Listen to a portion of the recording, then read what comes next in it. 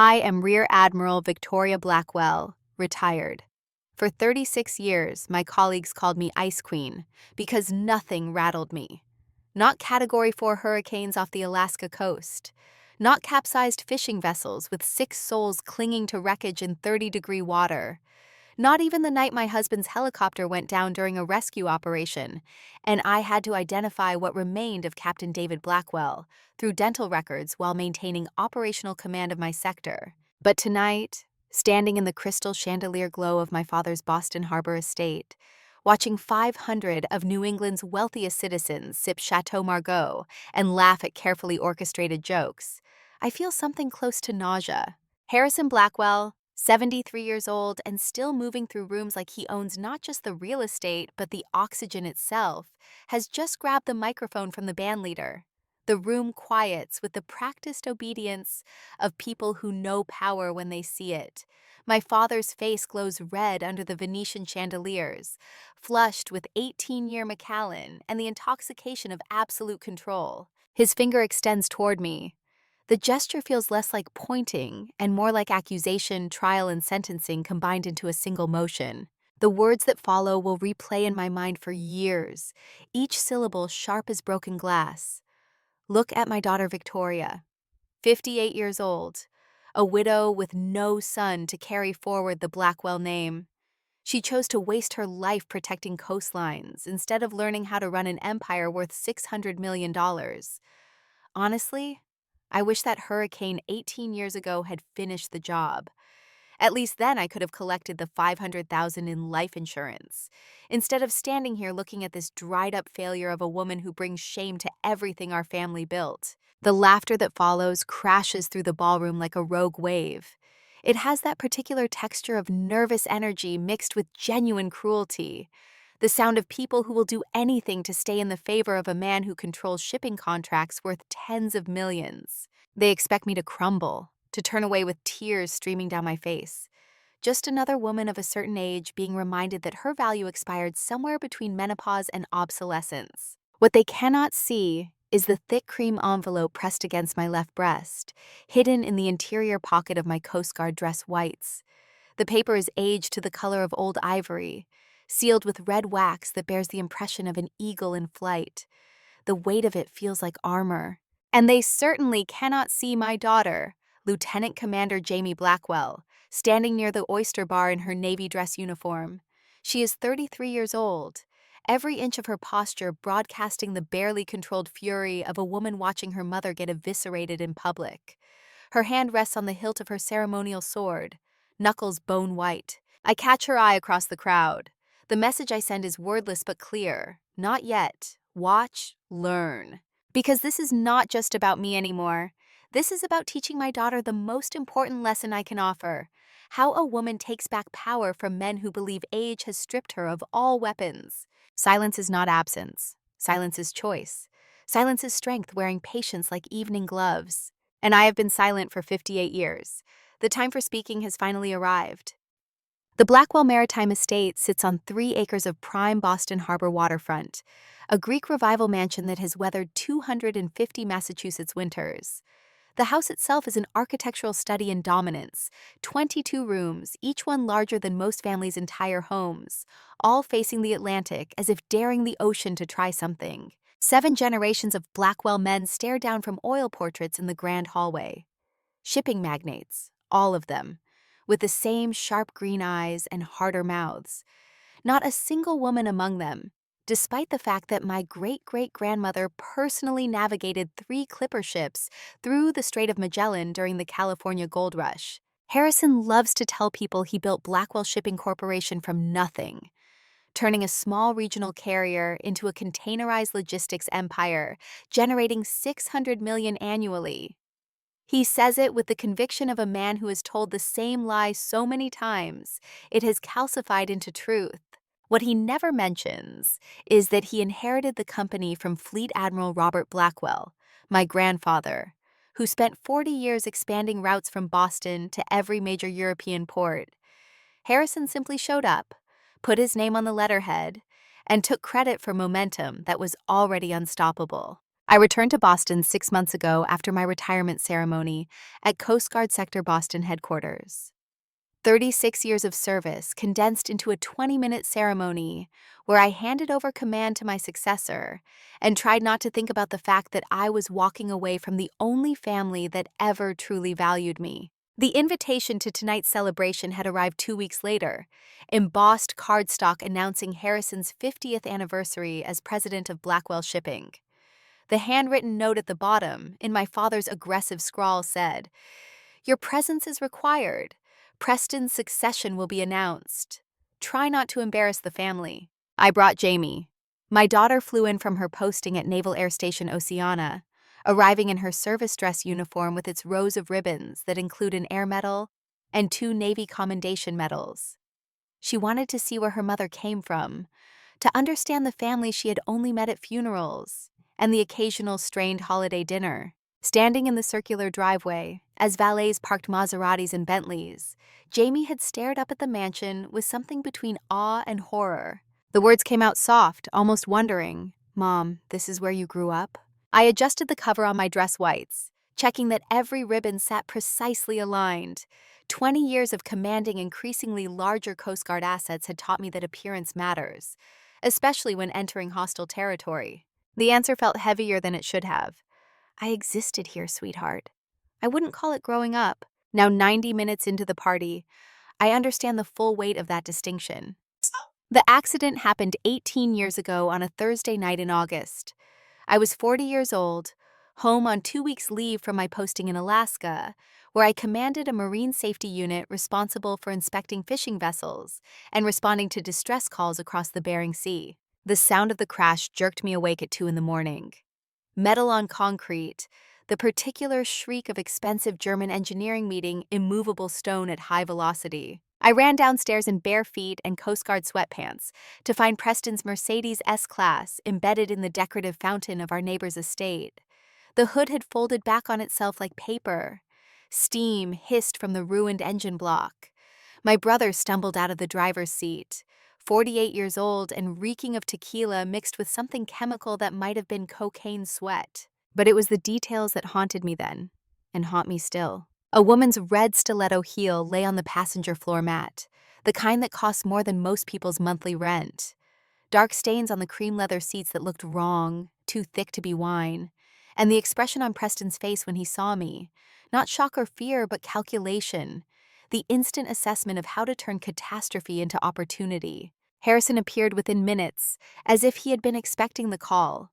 He moved with the purposeful calm of a man who has cleaned up his son's messes so many times it has become routine. The conversation happened in clipped whispers while police sirens wailed closer. My father's hand gripped my shoulder hard enough to leave bruises. "Victoria, you were driving." The world tilted. The words made no sense strung together in that particular order. "What? No, I wasn't even..." "Preston is being considered for Vice President of Operations. A DUI would destroy his career trajectory. You're military, 40 years old, stationed in Alaska most of the year. Your record will be sealed because of your security clearance. You can absorb this." The refusal came out strangled, desperate. "Dad, I can't. A criminal record would end my commission. I'm up for promotion to commander next year." Harrison's eyes went flat, reptilian. "Then I suggest you choose carefully, because if you refuse, you will never set foot in this house again. You will be cut off completely. No trust fund for Jamie's college. No family connections for her future. Nothing." Jamie, my daughter, 14 years old and spending the summer with David's parents in Maine, already dealing with her father's dangerous career and her mother's long absences. The thought of her losing her college fund, her safety net, because I refused to lie for a brother who had never shown me anything but contempt, made my stomach turn. I took the fall, stood in front of a judge, and recited the story Harrison's lawyers had crafted. I had taken the car without permission after drinking at a private party, lost control on the curve near the neighbor's property, and deeply regretted my lapse in judgment. The prosecutor, who had received a generous campaign donation from Blackwell Shipping, recommended 6-month suspended sentence, 200 hours of community service, and 1-year license suspension. My Coast Guard district commander called me into his office 3 days later. The disappointment in his eyes hurt worse than anything my father had ever said. The words came out measured, controlled, but I heard the anger underneath. "Commander Blackwell, you're one of the finest officers I've ever had the privilege of commanding," which makes this DUI conviction incomprehensible. "I'm suspending you for 90 days pending investigation. If you weren't so damn good at your job, I'd be recommending termination." I spent the next 4 years clawing my way back from that black mark, proving over and over that the conviction was an aberration. It delayed my promotion to commander by 3 years, kept me from assignments I had earned, and taught me a lesson I would never forget. In the Blackwell family, I was not a daughter or a sister. I was a liability insurance policy to be cashed in whenever convenient. But the detail that still wakes me at 3 in the morning is the woman's shoe. Preston told the police, told our parents, told anyone who asked, that he had been alone in the car, that the shoe belonged to a girlfriend he had dropped off safely before the accident. Her name was Melissa Chen, 28 years old, marketing executive at a tech startup in Cambridge. She was reported missing 3 days after the crash. The police opened an investigation that lasted 6 weeks before quietly closing the file as a cold case. No witnesses, no evidence, just a woman who went to have drinks with Preston Blackwell and was never seen again. Harrison paid the Chen family $300,000 in what the settlement agreement called humanitarian assistance. He paid the Boston Police Department $75,000 toward their annual fundraiser. The case file gathered dust in a basement archive somewhere, and Preston continued his ascent through Blackwell Shipping's executive ranks without even a pause in momentum. And I went back to Alaska, climbed into helicopters during winter storms, and tried to forget that I had helped cover up what might have been manslaughter. The other memory that defined my relationship with Harrison happened 6 years ago. On an October morning when the kind of cold rain fell that makes Boston feel like the end of the world, David had been dead for 2 months. Captain David Blackwell, Coast Guard rescue swimmer, killed when his helicopter lost hydraulics during a hurricane evacuation off the North Carolina coast. He had stayed at the controls long enough for his crew to jump clear, long enough to save 12 terrified civilians from drowning, but not long enough to save himself. The funeral took place at Arlington National Cemetery, with full military honors, a 3-volley salute, taps played by a bugler who looked about 19, a folded flag pressed into my hands by a lieutenant who murmured words I didn't hear over the sound of my daughter sobbing. Jamie had been 22, fresh out of the Naval Academy, preparing for flight training. Losing her father 2 months before her commissioning felt like the universe's particularly cruel timing. Harrison did not attend the funeral. His secretary called my cell phone while I stood in the rain watching them lower David's casket into ground that had received too many good people. The voice on the line was professionally apologetic but firm. "Mr. Blackwell asked me to convey his condolences, but he has a board meeting this morning that cannot be rescheduled. He hopes you understand." I understood perfectly. My husband of 23 years, a man who had pulled 147 people from certain death during his career, was not important enough to justify my father rearranging his calendar. My mother Margaret did attend, arriving in a black Chanel suit and staying exactly 45 minutes before Harrison called, demanding she return home to help him prepare for a dinner party that evening with potential investors from Singapore. The last image I have from that day is Jamie standing rigid in her brand new ensign's uniform, tears streaming down her face, watching her grandmother's town car disappear through the cemetery gates. My daughter's voice came out hollow, shocked past the point of anger. The question was almost rhetorical. "They're not coming to the reception?" I pulled her close, felt her shake against me. "No, baby, they're not." And that, my father's secretary said, with apologetic efficiency, is when Mr. Blackwell hopes you'll start to appreciate that family obligations work both ways. Jamie pulled back, her face transformed by something I had never seen before, a cold fury that looked disturbingly like my own. "Mom, when I make admiral someday, I swear I will never let them treat you like this again." I cupped her face, this fierce young woman who had just lost her father and discovered exactly how much her grandfather valued human life. "You don't make admiral to punish people, sweetheart. You make admiral to prove they were wrong about you in the first place." But the memories that sustained me, that kept me functional through the worst years, all center on one person, Fleet Admiral Robert Blackwell, my grandfather. He died 18 years ago at 86, his mind sharp until the very end, even as his body finally surrendered to congestive heart failure. I was 40 years old, deployed to Alaska on a particularly brutal winter assignment, when I got the call that he had passed. I requested emergency leave to attend the funeral. Harrison denied it through my commanding officer, claiming the family wanted a small private ceremony and my presence was not necessary. I learned later, years later, that my grandfather's funeral drew over 500 attendees, including 3 sitting senators, the Secretary of the Navy, and a delegation from the British Royal Navy. Not small, not private, just minus one granddaughter who was specifically uninvited. What I remember most about my grandfather is the smell of cherrywood tobacco from the pipe he smoked in his study. That room was my sanctuary during a childhood that otherwise felt like enemy territory. Floor-to-ceiling bookshelves holding naval histories and biographies of admirals going back to Nelson. A massive oak desk scarred with decades of use. And Robert himself, still ramrod straight even in his 70s, teaching me to read nautical charts and explaining the difference between leadership and command. He never treated me like a girl who needed to be decorative and quiet. He treated me like an officer in training who happened to be 8 years old. The lessons came wrapped in stories from World War II. Victoria, when we hit the beach at Normandy, you know what separated the officers who got their men through from the ones who got them killed? The ones who lived understood that command is a sacred trust. You can order men to die, but only if you're willing to die beside them. Your father never learned that.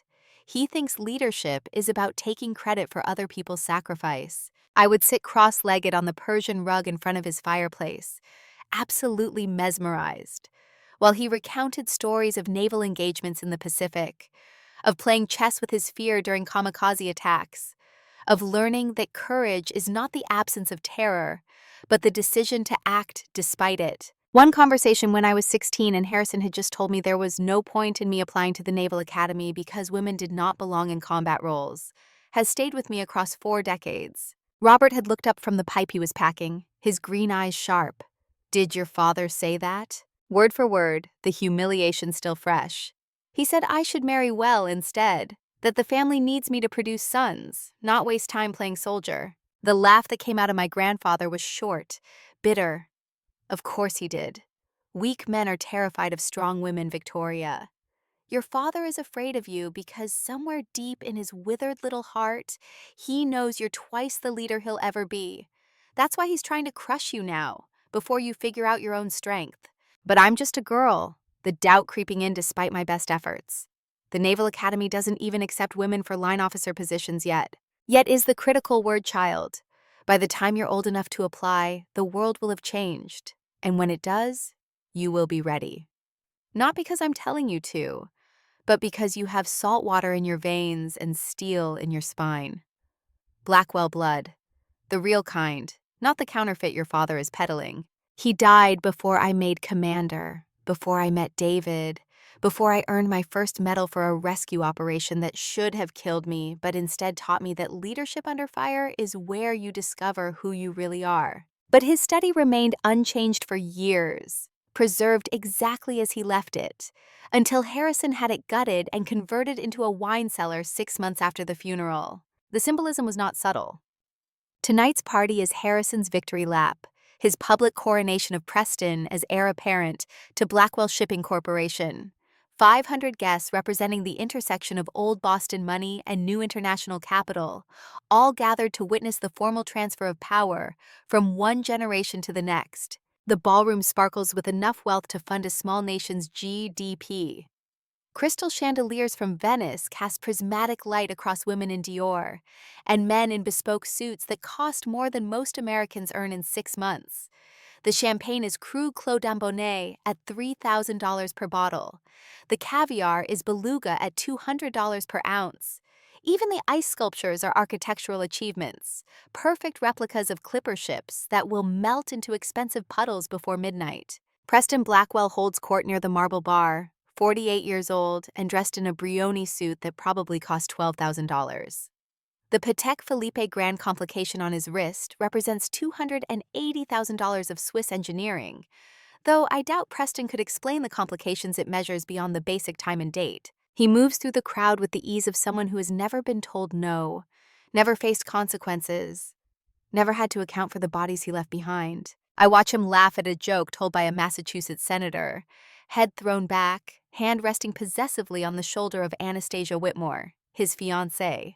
She is 35, blonde, impeccably dressed, and carrying herself with the careful poise of someone who understands that her primary value lies in appearance and compliance. When Preston starts to walk toward the stage where Harrison is preparing to speak, he passes within 6 feet of where I stand with Jamie near one of the Corinthian columns. The detour is deliberate. He wants us to know he sees us, that our presence in our military uniforms is noted and found amusing. His shoulder brushes mine, hard enough to be intentional, but subtle enough to maintain deniability. Still breathing, Admiral? Thought you retired types usually faded away into irrelevance pretty quick. Then his eyes slide to Jamie, assessing her with the casual dismissal of a man who has never had to respect women. And this must be the niece. Pretty girl. Shame you couldn't give the family a grandson instead, Victoria. We could use some actual Blackwell males in the next generation instead of daughters who'll just marry away and abandon the name. Jamie's hand moves to her ceremonial sword. The muscle in her jaw tightens in a way that reminds me painfully of David, of the way he looked right before he decided to do something heroic and possibly suicidal. I touch my daughter's wrist, gentle pressure, stand down. The response I give Preston is delivered in the conversational tone I use for weather observations. You know what I learned in 36 years of service, Preston? Dogs bark loudest when they're afraid. But hurricanes don't announce themselves. They just arrive. He blinks, trying to process whether I just threatened him. But Harrison is already calling his name from the stage. Preston walks away, and I feel Jamie trembling with suppressed fury beside me. Her whisper is fierce, almost desperate. Mom, how do you let him talk to you like that? The answer comes from decades of practice, from understanding that timing is everything in warfare. Because, sweetheart, right now he thinks he's won, and men who think they've won stop watching their flanks. Just wait and learn. Harrison takes the stage like a general surveying conquered territory. The microphone feedback squeals for a moment before the sound system compensates, and then his voice fills the ballroom with the particular timbre of a man who genuinely believes every word he says. The speech begins with the expected corporate self-congratulation. 50 years ago, I took the helm of a struggling regional shipping company and transformed it into a $600 million international logistics empire. This is a lie. Blackwell Shipping was generating $80 million annually when Harrison inherited it.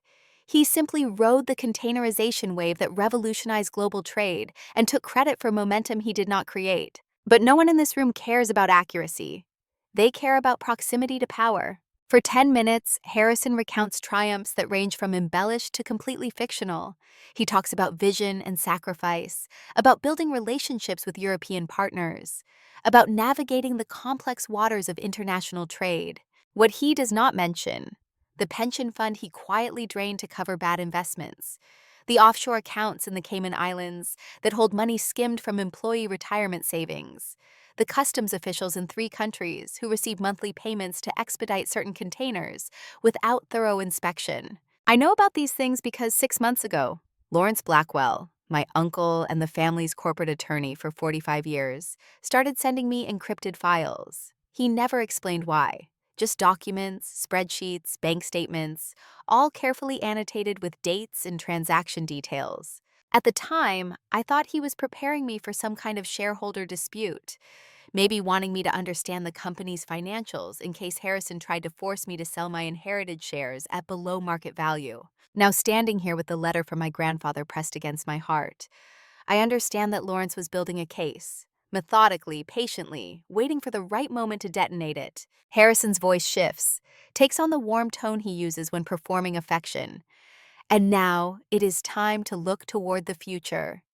My son Preston has worked alongside me for 25 years, learning every aspect of our business, proving himself ready to lead Blackwell Shipping into the next generation. More lies. Preston has failed upward his entire career, leaving a trail of bungled negotiations and lost contracts that Harrison quietly fixed while praising his son's initiative in public. Preston joins Harrison on stage, and they embrace with the kind of backslapping heartiness that looks genuine if you do not know what actual affection looks like. Then Harrison's expression changes. The warmth drains away, replaced by something colder, crueler. His eyes find me in the crowd. Of course, not everyone in the Blackwell family chose the path of building something meaningful. Some people chose to run away. The room's energy shifts. People sense blood in the water. Harrison's finger extends, pointing directly at me with the precision of a prosecuting attorney. My daughter, Victoria, 58 years old now. She decided to spend her life protecting beaches instead of learning how to run a company that could have secured her future and the futures of her children. He pauses, sips from a crystal tumbler of scotch, lets the moment breathe. The final blow lands with calculated cruelty. And the result? A widow with no son to carry forward the Blackwell name. Just one daughter who, if tradition holds, will marry and abandon our family name entirely. Honestly, 18 years ago, when I received the call that Victoria was missing during a hurricane rescue operation, I hoped that particular report would turn out to be accurate. At least then, I could have collected the $500,000 in life insurance benefits. Instead, I have to stand here looking at a dried-up failure of a woman who brings nothing but shame to everything my father built and everything I have expanded. The laughter that follows is not unanimous. Some people in the crowd look uncomfortable, shoot sympathetic glances in my direction. But enough people laugh, loud enough and long enough, to confirm that humiliation was the intention and the result. Jamie makes a sound low in her throat like a wounded animal preparing to attack. Her hand goes to her sword again, and this time I have to grip her wrist hard enough to leave marks. The words come out urgent, commanding. "Lieutenant Commander Blackwell, you will stand down. That is a direct order." She looks at me with tears streaming down her face. "Mom, I can't just—" "You will watch." I cut her off, still holding her wrist, still maintaining eye contact. "You will observe how this situation develops, and you will learn what real power looks like when it finally decides to move. Do you understand me?" The military training overrides her fury. Her posture straightens. "Yes, ma'am." I release her wrist and turn my attention back to the stage, where Preston is now speaking into the microphone, his words slightly slurred from the champagne he has been drinking since the party began. The content is predictable, boasting about his vision for expanding Blackwell Shipping's Pacific Rim operations. But then he spots me and decides to add some entertainment value for the crowd. His grin is vicious. "Aunt Victoria, you're still here! I thought for sure you'd have slipped out by now. Don't forget to use the service entrance when you leave, though. The main doors are for VIPs, not for retired military folks playing dress-up." Smattering of nervous laughter, more discomfort now. Even this crowd recognizes when the cruelty has crossed from corporate theater into genuine nastiness. But Preston is drunk enough, stupid enough, emboldened enough by his father's approval to keep going. He grabs a bottle of Krug from a passing waiter, holds it up like a trophy. "Actually, let me pour my dear old aunt a drink. She looks thirsty standing there in that costume." He starts walking toward me, bottle in hand, weaving slightly, and I understand with crystalline clarity what is about to happen. Jamie tenses beside me, but I squeeze her wrist once, gently, "Trust me." Preston reaches me, towering over my 5'7" frame, reeking of expensive alcohol and cheaper cologne. The words drip with mock concern. "Here you go, Auntie. Let's toast to your retirement and your complete irrelevance to this family's future." He tilts the bottle. The champagne cascades out in a pale gold stream that catches the light from the chandeliers.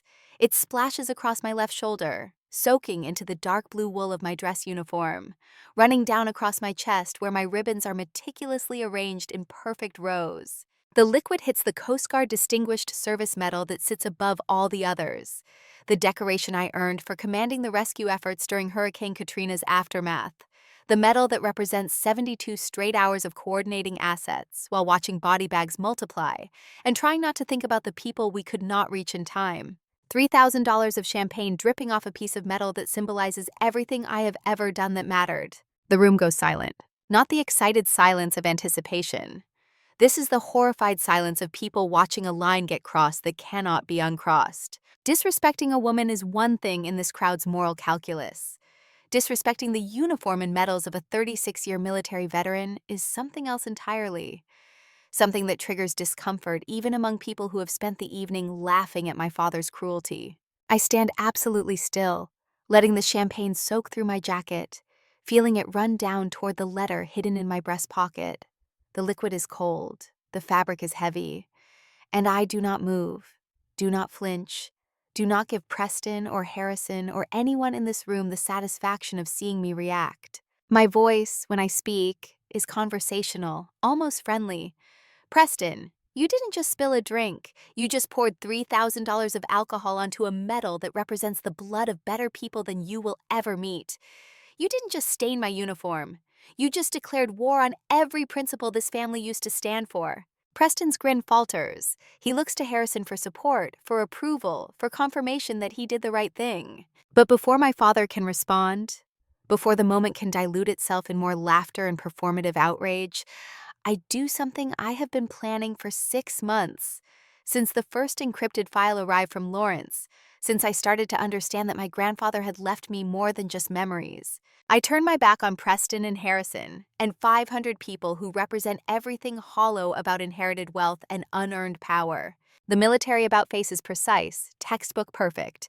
My heels strike the marble floor with rhythmic precision. Clack, clack, clack. Each step is measured.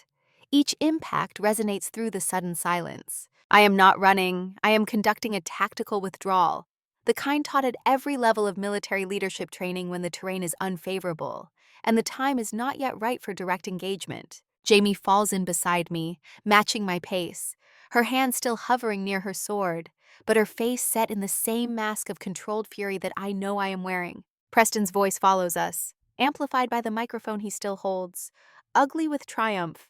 That's right, run away like you always do, and remember, the back entrance is that way. I do not break stride, do not acknowledge him, do not give him anything. But I do adjust my course, angling not toward the exit, but toward the alcove near the grand staircase where I saw Lawrence standing in the shadows, waiting with the patience of a man who has spent 45 years watching my father destroy everything my grandfather built. The hand that closes around my wrist is gentle but insistent.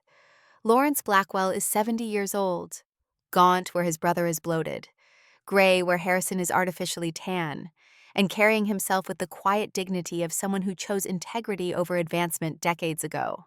The words come out rough, textured by 4 decades of cigarettes and harder decades of watching his brother's corruption. Don't leave just yet, Admiral. If you walk out that door right now, they win.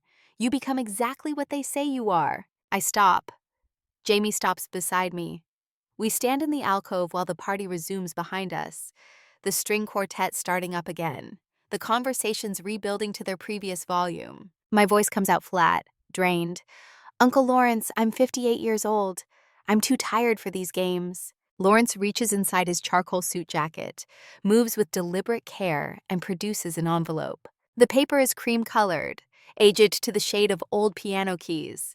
It is sealed with red wax, and pressed into that wax is the image of an eagle, wings spread, the original Blackwell family crest from 1875, before Harrison redesigned everything with soulless corporate logos. The handwriting on the front is immediately familiar despite 18 years of absence. Rear Admiral Victoria Blackwell. My grandfather's hand, his fountain pen, the script with its aggressive forward slant that reflected a mind always thinking 3 moves ahead. Lawrence's voice drops to barely above whisper. Admiral Robert wrote this 2 days before he died. He made me swear a blood oath that I would keep it in my personal safe and deliver it to you at the exact moment Harrison officially named his heir, not 1 minute sooner. Jamie leans in, staring at the envelope with something like awe. Mom, is that from great-grandfather Robert? Lawrence nods. He knew this day would come, knew Harrison would try to crown Preston, knew Victoria would be here to witness it. He planned this entire moment 18 years in advance. My hands shake as I take the envelope. It feels heavier than paper should, weighted with intention and time, and the accumulated gravity of nearly 2 decades of waiting. The question comes out barely audible. Why me? Grandpa Robert had 3 grandchildren. Why was I the only one he thought could handle this? Lawrence adjusts his wire-rimmed glasses, and for a moment he looks so much like his father, like the Admiral I remember from childhood, that I almost cannot breathe. Because you're the only one who inherited his spine instead of his money, Victoria. You're the only one who chose honor over ease. You're the only one he trusted to do what's right instead of what's profitable. Jamie's hand finds mine, squeezes. What's in it, Mom? I look through the archway into the ballroom. Harrison has his arm around Preston, both of them laughing, secure in their victory. Margaret stands off to the side, alone as always, drinking white wine and pretending she does not see me. 500 people who watched me get humiliated and did nothing. One daughter who flew across the country to support me and just watched her grandfather wish her mother dead. One uncle who waited 18 years to hand me a weapon I did not know existed. And one letter from a man who died believing I would be strong enough to wield it. The decision crystallizes with the sudden clarity of a navigation fix during a storm. This is the moment. This is what all the training, all the suffering, all the years of being underestimated and dismissed and written off as insignificant have been building toward. I pull the ceremonial knife from my belt, the one every Coast Guard officer carries for formal occasions. The blade is mostly symbolic, but it will serve its purpose. Jamie's eyes widen. Mom, you're not seriously. I am seriously. I cut her off, sliding the blade under the wax seal. This is the first lesson I'm going to teach you tonight, sweetheart. Sometimes the only way to win is to stop playing by their rules and start enforcing your own. The blade cuts through the seal. The wax cracks with a sound like breaking ice. The envelope opens, and the smell that escapes makes me stagger. Cherry wood tobacco. The exact blend my grandfather smoked from the day I was born until the day he died. The scent is so powerful, so specific, so completely him, that for a moment I am 6 years old again, sitting cross-legged in his study, listening to stories about naval battles in the Pacific while the smoke curled toward the ceiling. Jamie catches my elbow. Mom, are you okay? I am not okay. I am 20 different kinds of overwhelmed. But I am also, for the first time in 58 years, exactly where I am supposed to be. The words come out thick. He's here, Jamie, your great-grandfather. He knew this moment would come, and he's here guiding us through it. Inside the envelope are 2 items. The first is a letter, handwritten on the same cream paper as the envelope. The second is a thick dossier bound with string, containing what looks like hundreds of pages of documents. I unfold the letter with shaking hands. Jamie reads over my shoulder, while Lawrence watches with the expression of a man who has carried a secret weight for so long that its removal feels like physical relief. The letter begins without preamble, my grandfather's voice coming through as clearly as if he were standing beside me. Dearest Victoria, if you are reading this, it means my worthless son has finally done what I always knew he would do. He has chosen vanity over virtue and corruption over character. More importantly, it means you have survived long enough and stayed strong enough to receive this final order from your commanding officer. I need you to understand something. They call you a failure because you chose to serve your country instead of serving corporate greed. They mock you for choosing honor over money, principle over profit. But I see the truth, Victoria. You are the only person in this family who inherited the qualities that actually matter. At 58, you have earned the respect that Harrison and Preston demand without ever deserving. You did not join the Coast Guard to run away from this family. You joined to prove you could survive without their money, without their approval, without their poison. That was the test I set for you, though you never knew it. And you passed with distinction. I have watched every step of your career. I know about the DUI you took the fall for. I know about the promotion delays it caused. I know about the night Harrison made you choose between your integrity and your daughter's future. And I watched you choose Jamie while finding a way to keep your soul intact. That took more courage than any battle I ever fought in the Pacific. The people in that ballroom see a 58-year-old widow and think she is finished, used up, past her prime. They are fools. Women your age are not ending. They are beginning. All the lessons learned, all the battles survived, all the scars earned, they have forged you into something Harrison and Preston cannot comprehend and can never defeat. You are not the black sheep of this family, Victoria. You are the shepherd. You are the guardian of everything I built. And now it is time for you to take command. Below this letter, you will find evidence of crimes that would make a hardened criminal blush.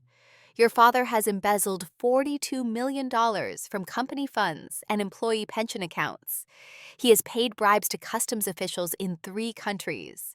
He has used corporate assets to cover up potential homicide, and he is preparing to hand control to a son who is a drug addict, a killer, and a coward. I discovered these crimes in the final months of my life. I confronted Harrison. He denied everything and threatened to have me declared incompetent. So I chose a different strategy.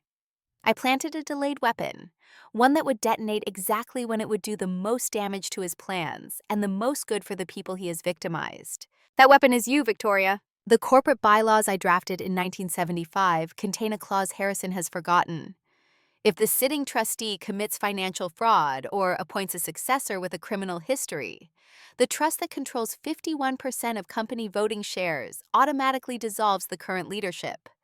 Control transfers immediately to what I designated as the reserve beneficiary of moral character and distinguished service record. I named you as that beneficiary in 1976, the day you were born. I never told Harrison. I never told anyone except Lawrence, who has kept this secret for 50 years and will help you execute this plan. You are not just my granddaughter, Victoria. You are the majority shareholder of Blackwell Shipping Corporation. You have absolute veto power over every decision Harrison and Preston make, and you have the legal authority to remove them both from power effective immediately. I wish I could be there to see you take command, but I trust that the woman who rescued 247 souls from drowning, who commanded entire Coast Guard sectors, who raised a daughter worthy of wearing a naval officer's uniform, will know exactly what to do. Make it right, Victoria. Clean the poison out of this company.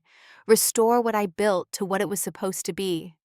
And teach your daughter that age does not diminish women. Age concentrates us, refines us, makes us dangerous in ways youth can never match. This is your final order from your admiral. Take command. Execute the mission. Make me proud one last time. With all my love and absolute faith in your strength, Fleet Admiral Robert Blackwell. The paper trembles in my hands. Tears streak down my face, hot and fast, carrying 58 years of doubt and anger and grief with them. Jamie is crying beside me, one hand over her mouth, the other gripping my arm like she is afraid I might disappear. Lawrence speaks quietly, gently. There's more, Victoria. The dossier contains everything you need. Bank statements, customs records, private investigator reports, medical files from Preston's rehabilitation centers, evidence about Melissa Chen's disappearance. Everything documented, notarized, ready for federal prosecutors. I cannot speak, can barely breathe. The weight of what my grandfather did, the faith he placed in me, the weapon he crafted and waited 18 years to deploy. It is overwhelming in its precision and its audacity. But underneath the shock and the grief and the gratitude, something else is building, something cold and hard, and absolutely implacable. I carefully fold the letter and slip it into my breast pocket, right over my heart, next to the medals Preston just soaked with champagne. The dampness from the spilled alcohol seeps through to the paper. But I do not care. My grandfather's words are armor now, protection against every doubt and every voice that says I am too old, too tired, too damaged to fight this battle. I look at Jamie, at my 33-year-old daughter, who just watched her mother get eviscerated and is waiting to see what happens next. Do you trust me, sweetheart? She does not hesitate. To the end of the world, Mom. I turn to Lawrence. You have the original bylaws. He pats his briefcase, certified, notarized, and ready to present to the board of directors, the SEC, and the FBI. The smile that crosses my face feels sharp enough to draw blood. Then we're going back in. Jamie's expression shifts from grief to something fierce. To do what? I button my jacket closed, covering the champagne stains, adjusting my cover so every angle is perfect. To teach your grandfather and your uncle the most important lesson they will ever learn. That you should never, ever underestimate a 58-year-old woman who has finally stopped asking for permission and started taking command. Lawrence opens the door to the ballroom. Light and noise spill out, the party continuing as if nothing has changed. But everything has changed. I step through the doorway with Jamie on my left and Lawrence on my right. My heels strike the marble with the same rhythmic precision as before, but this time I'm not withdrawing. This time I am advancing. The crowd parts as we move through, not out of respect yet, but out of some instinctive recognition that something has shifted in the atmospheric pressure of the room. Harrison and Preston are still on the stage, still laughing, still secure in their absolute control. They do not see me coming until I am already there. Preston spots me first. His eyes widen, tracking my approach with the confusion of a man who expected retreat and is instead witnessing advance. The champagne bottle still dangles from his hand, expensive liquid dripping onto Italian leather shoes that probably cost more than a junior sailor's monthly pay. He leans toward Harrison, whispers something I cannot hear, but the way my father's head snaps in my direction tells me everything I need to know. They see me. They see Jamie flanking my left side, her hand no longer hovering near her sword, but resting at her side with the controlled readiness of someone prepared for whatever comes next. They see Lawrence on my right, briefcase in hand, the family's corporate counsel for 45 years now positioned as my second in command. The crowd senses the shift before Harrison and Preston fully comprehend it. Conversations taper off into watchful silence. The string quartet, sensitive to room dynamics after decades of playing events like this, lets the current piece fade without starting another. 500 people holding collective breath, waiting to see what the humiliated daughter will do now that she has returned from what should have been permanent exile. I do not rush. Each step is measured with the precision of someone who spent 36 years commanding operations, where timing meant the difference between rescue and body recovery. My heels continue their rhythmic percussion against marble, the sound echoing through a ballroom designed for acoustics that would carry a whisper from one end to the other. Clack, clack, clack. 10 feet from the stage.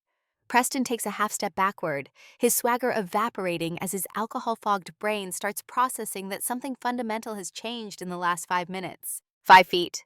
Harrison's face transitions from confusion to anger, the red flush deepening to something approaching purple. His hand moves toward the microphone, ready to cut me off before I can speak. 3 feet. I mount the first step of the temporary platform they erected for tonight's celebration. My dress white still damp with $3,000 champagne, the fabric sticking to my shoulders in a way that will remind me of this moment for years to come. Harrison's voice booms through the sound system, trying to reassert control through volume. Victoria, this is not the time or place for whatever tantrum you think you're about to throw.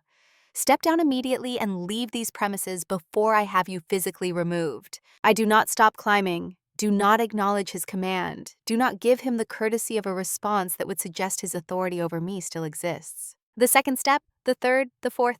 Now I stand on the same level as my father and my brother, forming a triangle of family dysfunction that has been building toward this moment for 58 years. My hand extends, palm up, fingers straight.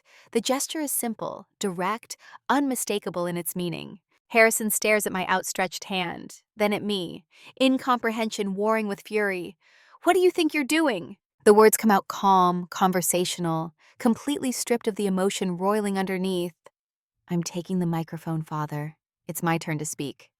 He laughs, the sound brittle and uncertain. You have no right to address these people. This is my event, my company, my stage. Actually, the voice that responds is Lawrence's, stepping up onto the platform with the slow, deliberate movements of someone who knows he holds a nuclear trigger and wants everyone to see it clearly. It's her company now, and therefore her stage. I suggest you hand over the microphone before this becomes more embarrassing than it needs to be. Preston sways slightly, squinting at Lawrence like he just appeared from nowhere. Uncle Lawrence, what the hell are you talking about? This is Dad's company. It's always been Dad's company. Was, I correct him, keeping my hand extended toward Harrison. Was your father's company. Past tense, as of approximately 4 minutes ago when I opened the letter from Fleet Admiral Robert Blackwell and invoked the corporate bylaws he wrote in 1975. The silence that falls over the ballroom has weight and texture. People in the front rows lean forward, straining to hear every word of what has suddenly become far more interesting than any corporate succession announcement. Harrison's face contorts into something ugly, desperate. You're bluffing. Whatever nonsense my senile father put in some letter doesn't change the fact that I control this company. I built this empire. You inherited an empire, I correct him, my voice still maddeningly calm. You inherited $80 million in annual revenue from a man who actually understood what honor and leadership mean. And in 50 years, you managed to take that foundation and turn it into a criminal enterprise worth $600 million in revenue, built on the backs of employees you systematically robbed. Gasps ripple through the crowd. These are not words you speak at Boston society events. These are accusations that end careers, destroy reputations, trigger federal investigations. Preston lurches forward, alcohol making him brave in exactly the wrong moment. You can't talk to him like that. Security! Get this crazy bitch off the stage. The profanity lands like a slap. Several women in the crowd actually recoil. Even in this room, full of people who have spent the evening laughing at cruelty, there are apparently still lines that should not be crossed. Jamie moves with the speed of someone 25 years younger than most people in this room.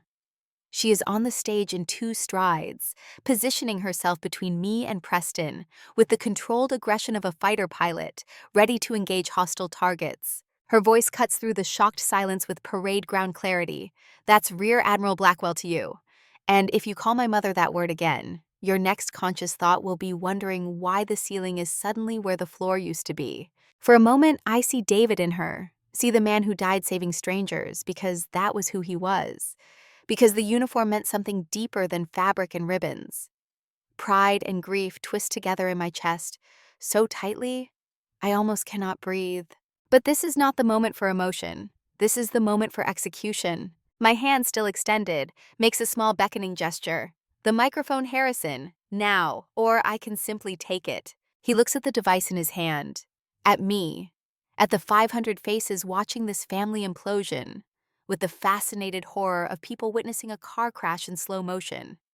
His fingers tighten around the microphone for a moment, a last desperate assertion of control. Then Lawrence steps forward, opens his briefcase, and removes a document with an official-looking seal at the bottom. His voice carries across the stage even without amplification.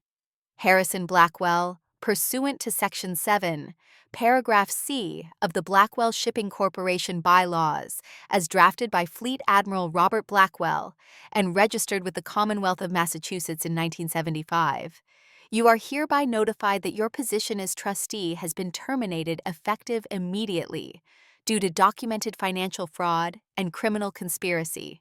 He hands the document to Harrison, who takes it with shaking hands. Lawrence continues, his tone that of an attorney reading legal findings into the record. Control of the 51% majority voting shares held in the Blackwell Family Trust now transfers to the designated reserve beneficiary. That beneficiary is Rear Admiral Victoria Blackwell, retired, who as of this moment holds absolute authority over all corporate decisions, personnel matters, and asset disposition. The legal language washes over the crowd, but they understand the essential meaning. Power is changing hands. The king is being deposed in real time. Harrison's face goes from purple to white. The microphone slips from his fingers, hits the stage with a feedback squeal that makes everyone wince. Preston catches his father's elbow as the older man sways, suddenly looking every one of his 73 years. I bend down, pick up the microphone, adjust the volume to a reasonable level. When I speak, my voice fills the ballroom with the practiced authority of someone who spent decades giving orders in crisis situations. The opening is simple, direct. Good evening. For those who don't know me beyond tonight's entertainment, I'm Rear Admiral Victoria Blackwell, 2-star rank, 36 years United States Coast Guard. I commanded Sector Boston. I've pulled 247 people from the Atlantic Ocean, most of them minutes away from drowning. I pause, let that sink in. Let them reconcile the woman they laughed at with the resume I just delivered. The next words come with just enough edge to draw blood. Tonight, I'm here to pull something else from drowning. The reputation and future of a company my grandfather spent 40 years building on principles of honor, integrity, and service. My eyes scan the crowd, picking out faces I recognize from news coverage, from business sections, from charity galas where the Boston elite gather to pat themselves on the back. Many of you invested your money in Blackwell Shipping Corporation because you believed in its leadership. You trusted Harrison Blackwell's vision. You bet your portfolios on Preston Blackwell's future. Another pause, let the tension build. The reveal lands like a depth charge. I'm here to tell you that trust was catastrophically misplaced. Murmurs erupt. People pull out phones. This is going to be all over social media before I finish speaking, and I am counting on exactly that. Behind me, Harrison finds his voice. Victoria, stop this immediately. You're embarrassing yourself and slandering me in front of witnesses. I will sue you for every penny you have. I do not turn around. Do not acknowledge him. Just continue speaking to the crowd. While you enjoyed your champagne this evening, let me tell you what you were actually toasting. You were celebrating 50 years of systematic embezzlement, $42 million stolen from company accounts and employee pension funds. You were applauding a succession plan that would hand control to a man with 3 separate admissions to luxury rehabilitation facilities for cocaine and heroin addiction. The gasps are louder now. Someone in the back shouts a question I cannot quite hear. I pull the first document from the dossier Lawrence brought. Hold it up. This is a bank statement from Credit Suisse in the Cayman Islands. Account holder, Harrison Blackwell. Balance as of last month, $18 million. Money that should be in the retirement accounts of the 1,200 people who work for this company. I drop that document on a nearby table, pull out another. This is a medical record from Serenity Hills Recovery Resort in Malibu, California. Patient, Preston Blackwell.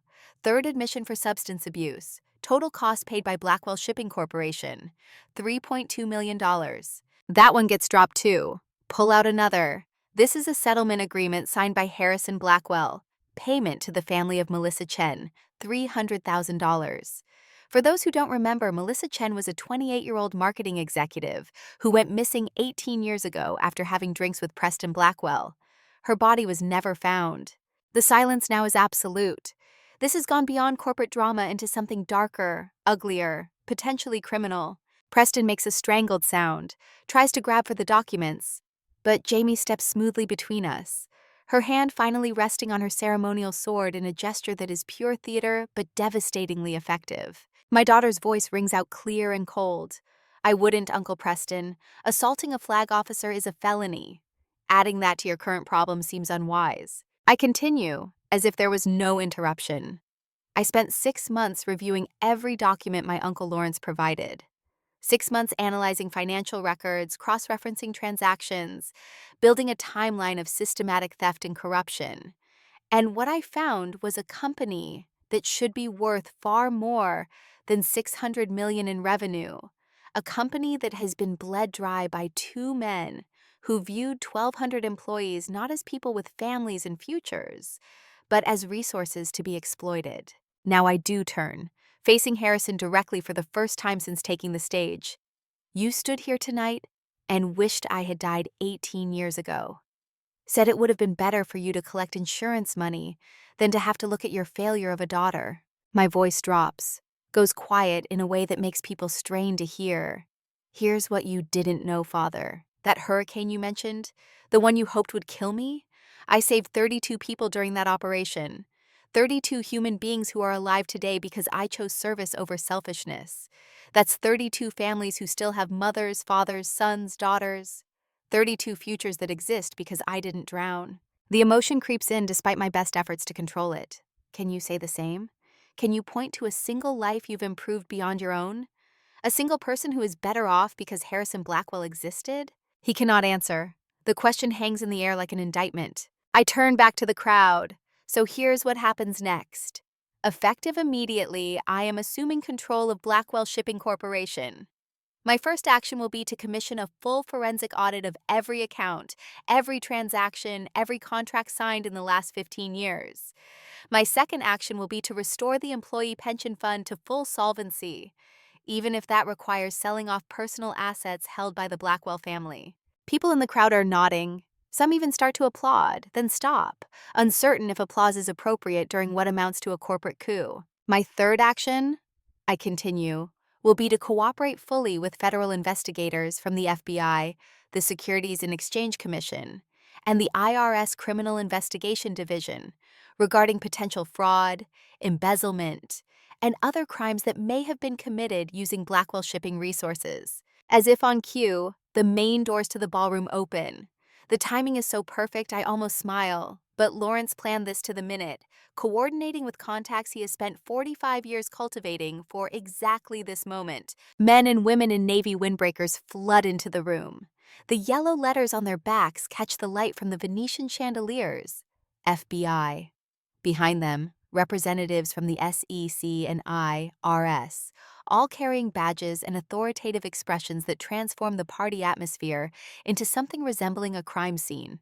The lead agent, a woman in her 40s with steel gray hair pulled back in a tight bun, walks directly to the stage with the confidence of someone who has done this many times before.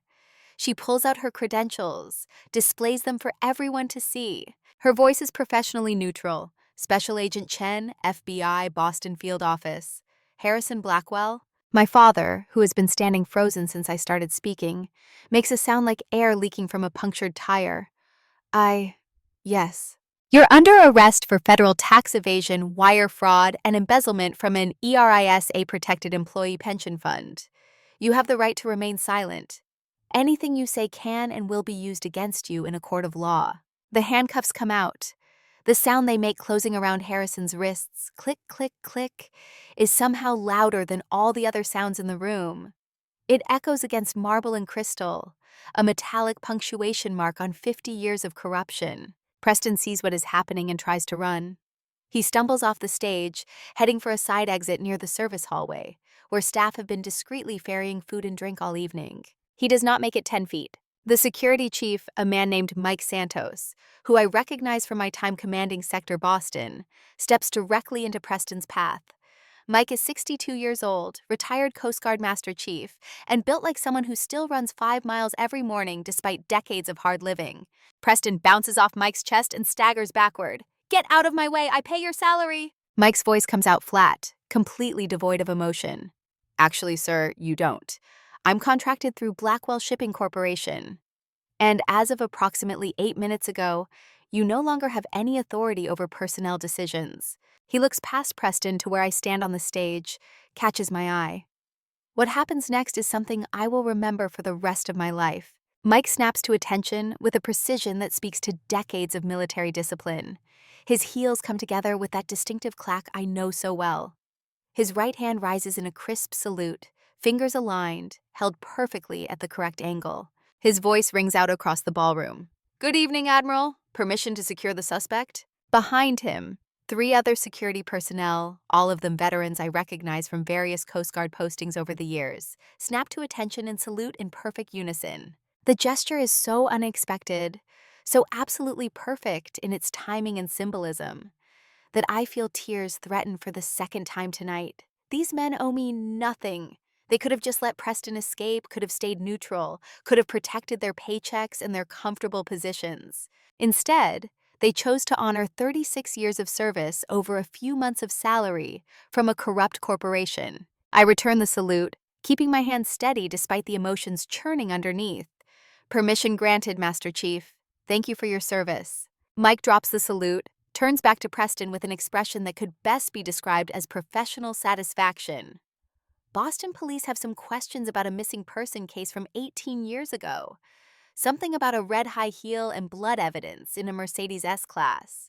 They're waiting outside. Preston's face drains of color. His mouth opens and closes, but no sound emerges. The invincible heir apparent has become a terrified middle-aged man facing consequences for the first time in his life. Another agent appears. Younger, male, already pulling out handcuffs. "Preston Blackwell, you're being detained for questioning regarding the disappearance of Melissa Chen. You have the right to remain silent." As the agents lead both men toward the exit, 500 guests stand in shocked silence. Cell phones are everywhere now, recording every moment, live streaming to social media platforms where this will be dissected and analyzed for weeks to come. Harrison tries one last time to salvage something. "Victoria, you can't do this. I'm your father. Think about what this will do to the family name." I watch him being led away. This man who gave me life but never gave me love, who created me but spent 58 years trying to convince me I should not exist. The response comes from somewhere deep, someplace that has been holding this truth for decades and finally has permission to speak it. The words are quiet, but they carry. "You destroyed the family name long before I arrived to clean up your mess, Father. I'm just making sure everyone knows who actually deserves the blame." And then they are gone. Taken out through the main entrance, the perp walk witnessed by everyone who matters in Boston's elite circles. The FBI agents are professional, efficient, allowing just enough time for photographers to capture the image of Harrison and Preston Blackwell in handcuffs before hustling them into waiting vehicles. The ballroom erupts into noise. Everyone talking at once, shouting questions, demanding explanations, trying to understand what they just witnessed. I raise my hand, and miraculously, the room quiets. 58 years of being ignored has apparently ended. Now, when I gesture for silence, 500 people actually listen. The statement I make is brief, to the point. I understand this evening did not go as many of you expected. I apologize for disrupting what should have been a celebration. However, I will not apologize for stopping a succession plan that would have destroyed a 100-year-old company and ruined the lives of 1,200 innocent employees. I pause, making eye contact with as many people as I can. Blackwell Shipping Corporation will continue operating normally. All current employees will keep their positions. All contracts will be honored. The only thing that changes is leadership. And I promise you this: the corruption ends tonight. I hand the microphone to Lawrence, who has been standing quietly to the side throughout this entire confrontation, and step down from the stage. Jamie is there immediately, offering her arm, which I take gratefully. My legs are shaking now that the adrenaline is starting to wear off. My daughter's voice comes out soft, concerned. "Mom, you were incredible." The response escapes before I can stop it. I was terrified. "You didn't show it. You were ice, just like they call you." The laugh that comes out is slightly hysterical. "Ice Queen isn't supposed to be a compliment, sweetheart." "Well," she says, starting to guide me toward the exit.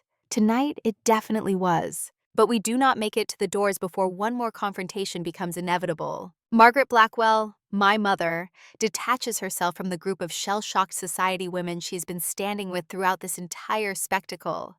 She crosses the ballroom floor in her Chanel cocktail dress and Jimmy Choo heels, makeup streaked from crying, expensive jewelry glittering under the chandeliers. She reaches us, grabs my wrist with surprising strength for someone who has never done manual labor in her 65 years. "Victoria, what have you done?"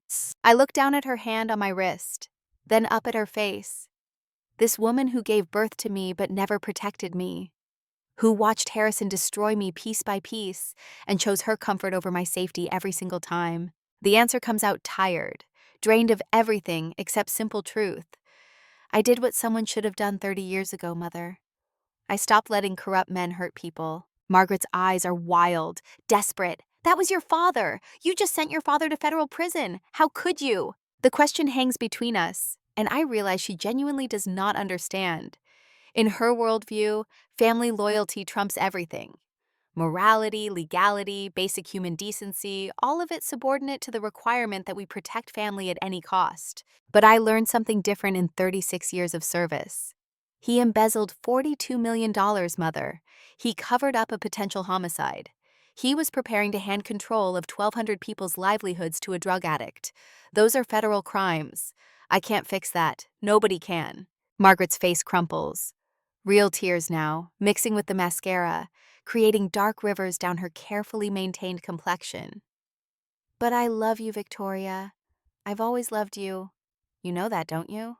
The word should mean something, should touch some part of me that still wants a mother's love despite everything. But they bounce off like rain on stone, unable to penetrate decades of accumulated scar tissue. My voice comes out gentle despite the steel underneath. "You love me? Is that why you laughed when Preston poured champagne on my medals? Why you looked at your shoes when Harrison wished I was dead?" She reaches for my hand, which I pull away. "I was scared. I had to keep the peace. I did what I had to do to survive." And there it is, the admission that has been hovering unspoken for 58 years. Margaret made her choice long ago.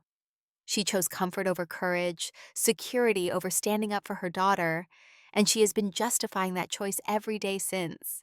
The truth I speak next is not cruel, just factual. You survived by sacrificing me, Mother.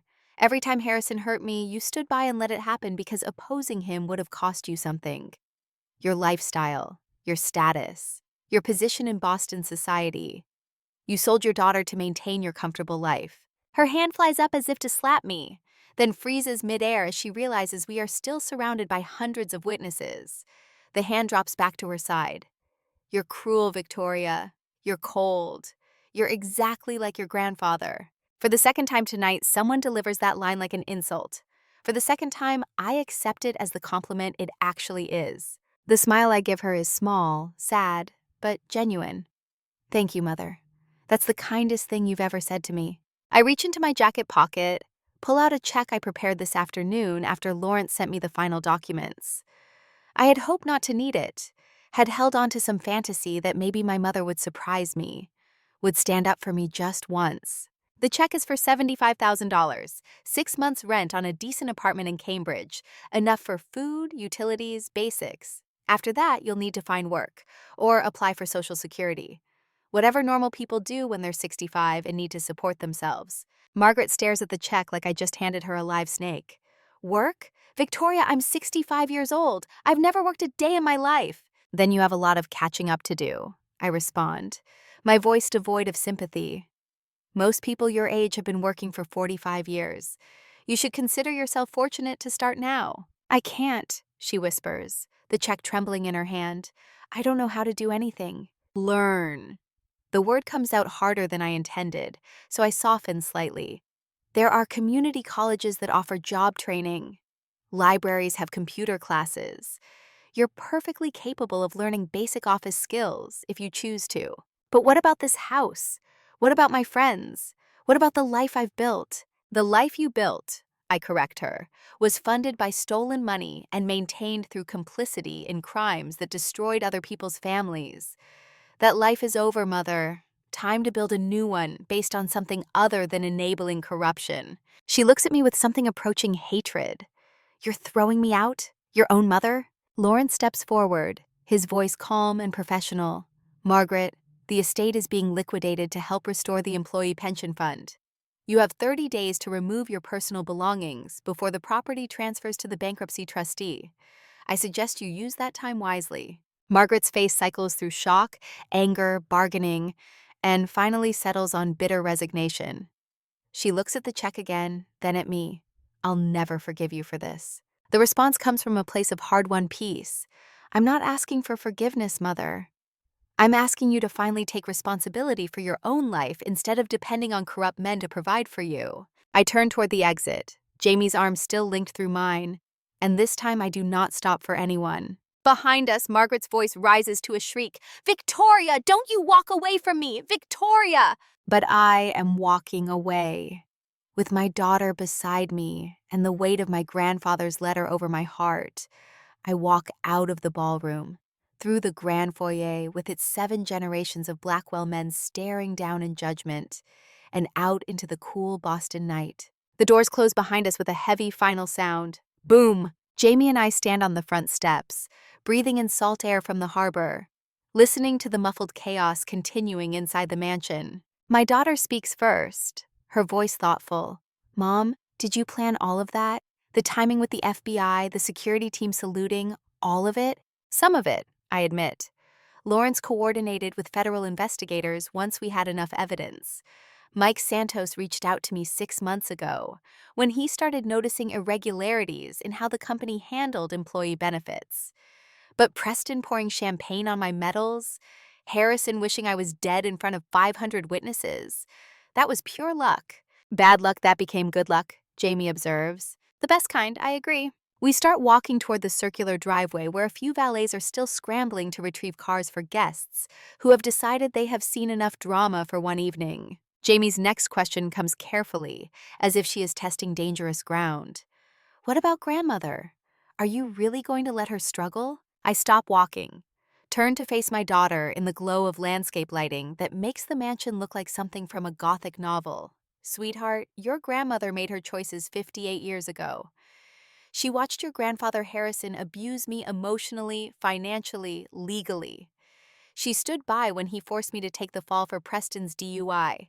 She didn't come to your father's reception after his funeral because Harrison needed her to prepare for a dinner party. The words come faster now, carrying decades of accumulated pain. I gave her $75,000. That's more than she gave me in 58 years of being her daughter. She can live modestly for 6 months while she figures out her next steps. And if she chooses not to work, if she chooses to burn through that money and end up broke, that will be her decision, not my responsibility. Jamie nods slowly. You're teaching me something, aren't you? What's that? How to love people without letting them destroy you. How to set boundaries even when it hurts. how to walk away from toxic family and not feel guilty about surviving. I pull my daughter into a hug, this brilliant young woman who somehow turned out healthy and strong despite growing up around so much dysfunction. That's exactly right. And you need to learn this now, before you're 58 and carrying 50 years of damage. We hold each other for a long moment, and then I pull back, frame her face with my hands. You're 33 years old. You just made lieutenant commander. You're going to keep rising, keep achieving, keep being magnificent. And someday, someone is going to try to make you feel small because you're a woman, because you're getting older, because you succeeded where they failed. I can see her committing this to memory, storing it for future reference. The lesson continues. When that day comes, I want you to remember tonight. Remember that age doesn't diminish women. It concentrates us, refines us, makes us dangerous in ways youth can never match. I wasn't ready to do this 20 years ago. I needed 58 years of experience, 36 years of service, and decades of accumulated wisdom to execute this plan properly. Jamie's eyes are bright with tears. I'll remember, Mom, I promise. Good. Now, let's get out of here before someone tries to drag us back inside. We reach my rental car, a modest sedan that looks utterly out of place among the Bentleys and Maseratis. As I unlock the doors, my phone buzzes with a text from Lawrence. Clean exit FB. I took them to federal holding. Preliminary arraignment Monday morning. You did it, Admiral. Robert would be proud. I slide into the driver's seat, Jamie into passenger. For a moment, we just sit there, processing everything that happened in the last 2 hours. Finally, Jamie asks the question I know has been building. What happens now, Mom? Now, I start the engine, begin the slow drive down the circular driveway toward the main gate. Now we go back to my hotel, order room service, and get some sleep. Tomorrow, I start the actual work of cleaning up $42 million worth of corruption and rebuilding a company culture that values people over profit. Sounds exhausting. It will be, I acknowledge. But for the first time in 58 years, I'll be doing work that actually matters. Leading people who might actually respect me. Building something that might actually help families instead of destroying them. We drive in comfortable silence for several minutes, leaving the mansion behind, watching it shrink in the rearview mirror until it disappears behind trees and landscaping. Jamie breaks the quiet one more time. Mom, do you think you'll ever talk to grandmother again? The question requires real consideration.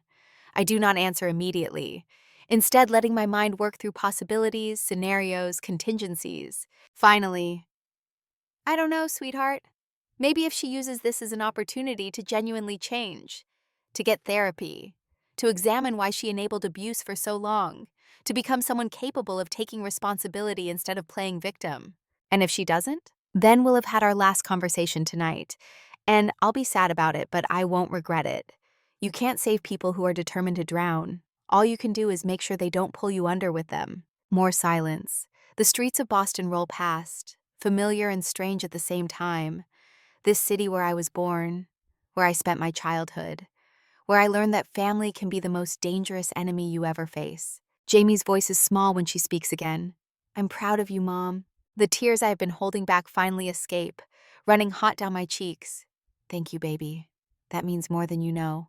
We drive through the night, mother and daughter, two women in military uniforms who just took down an empire and survived to tell the story. And somewhere in the distance, if I close my eyes and breathe deep enough, I swear I can still smell cherrywood tobacco and hear my grandfather's voice.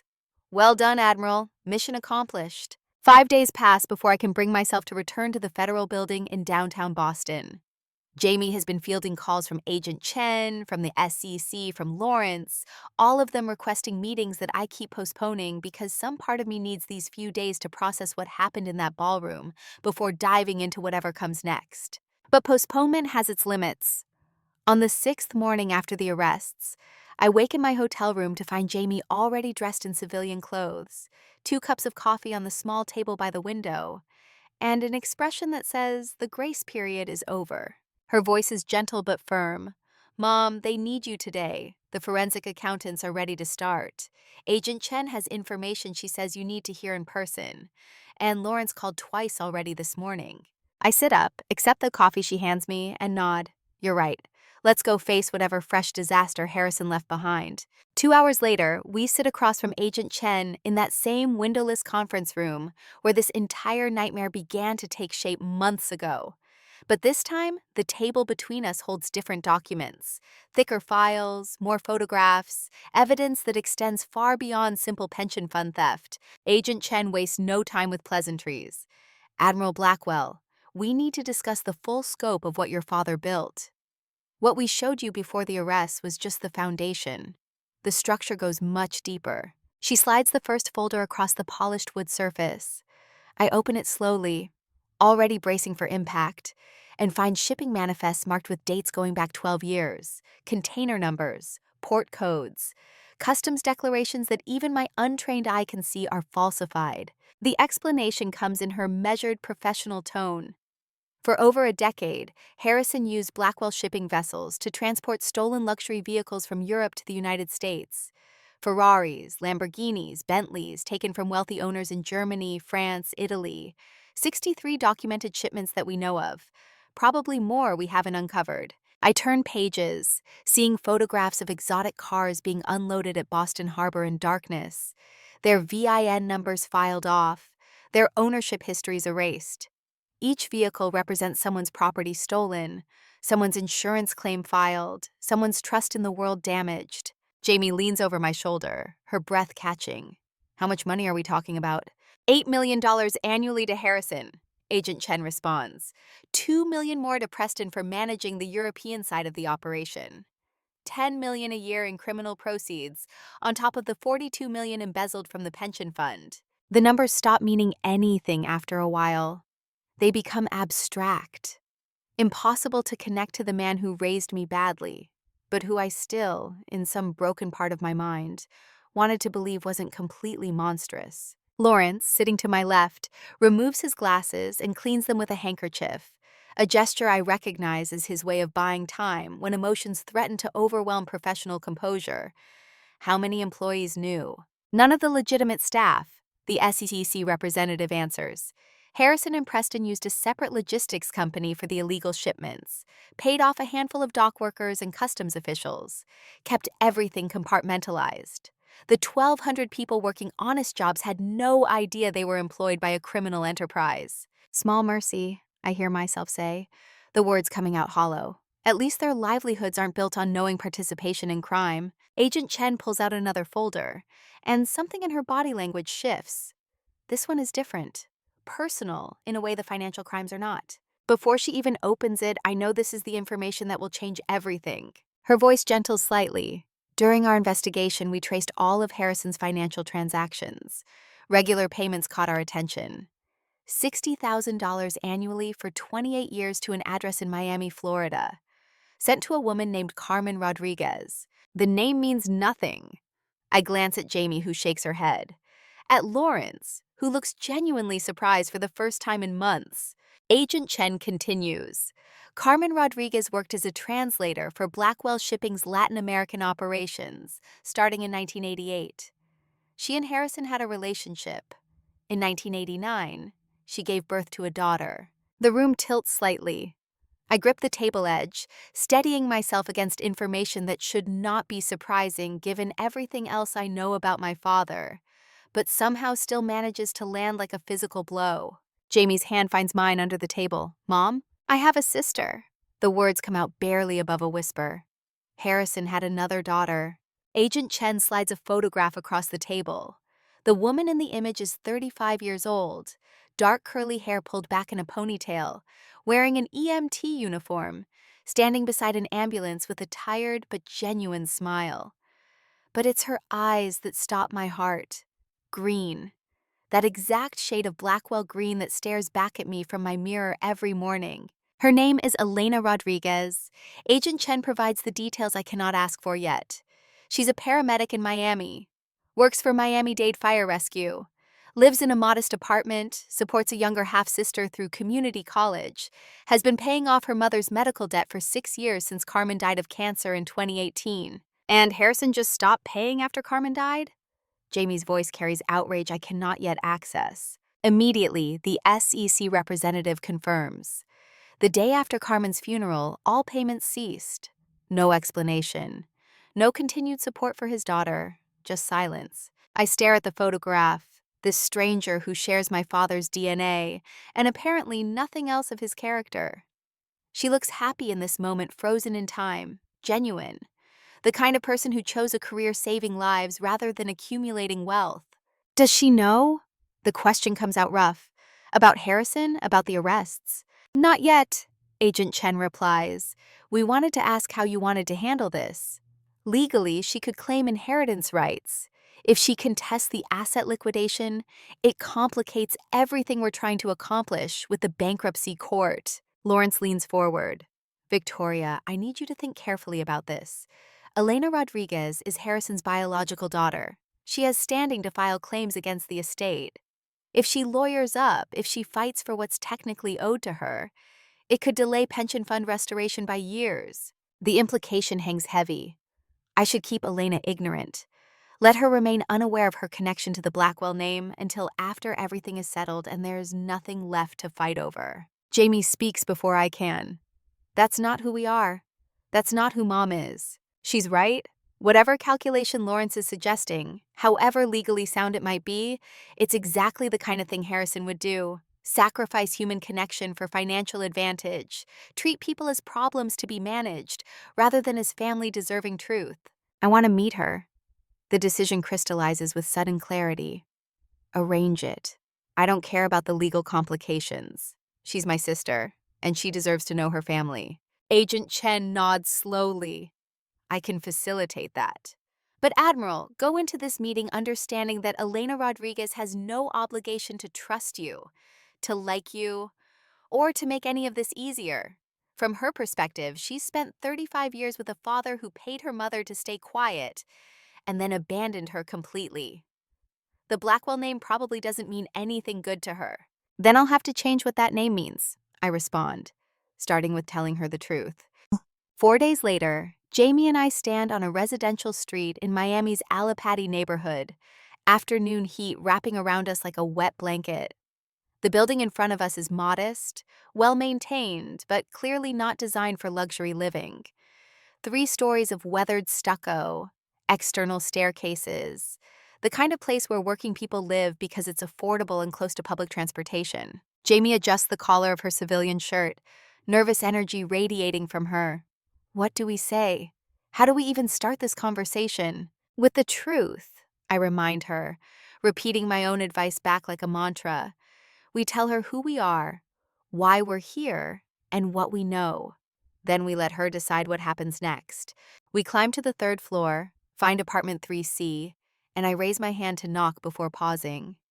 Through the thin door, I can hear television voices speaking Spanish, the clatter of dishes, ordinary evening sounds that I'm about to disrupt permanently. Jamie touches my shoulder. She deserves to know, Mom. I knock, 3 measured raps that sound too loud in the humid evening air. Footsteps approach. A woman's voice calls out in Spanish, asking who's there. My name is Victoria Blackwell, I respond through the door. I'm here to talk to Elena Rodriguez about her father. The lock disengages. The door opens 6 inches, held by a chain still fastened. The woman peering through the gap is younger than the photograph suggested. Exhaustion written in the lines around her eyes. Wearing scrubs that show she's recently come from a shift. Her English carries a slight accent, her voice cautious. I don't know any Blackwells. You know Harrison Blackwell, I correct gently. He's your father. He's also mine, which makes us sisters. The door closes. For a moment, I think she's shutting us out. But then I hear the chain sliding free. The door reopens fully, and Elena Rodriguez stands there studying me with those unmistakable green eyes, looking for lies or truth or some explanation for why strangers are claiming family connections on a Thursday evening. She looks at Jamie, then back to me, trying to make sense of ages and relationships. If this is some kind of scam. It's not, Jamie interrupts, pulling out the documents Agent Chen provided.